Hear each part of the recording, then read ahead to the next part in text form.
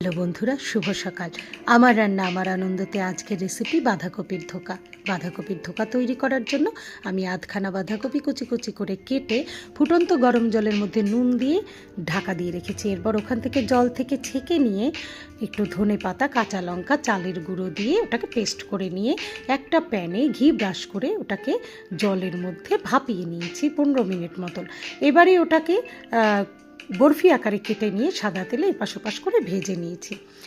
সেই তেলের মধ্যেই তেজপাতা, শুকনো লঙ্কা, গোটা গরম মশলা ফোড়ন দিয়ে আলু আর কড়াইশুঁটি একটু ভেজে নিয়ে তার মধ্যে আদা বাটা, লঙ্কা বাটা, ধনে গুঁড়ো, জিরে গুঁড়ো, হলুদ গুঁড়ো, নুন আর সামান্য মিষ্টি দিয়ে নাড়িয়ে চাড়িয়ে জল দিয়ে দিয়েছি। যখন আলুটা সেদ্ধ হয়ে এসেছে তখন ধোকাগুলো দিয়ে দিয়েছি।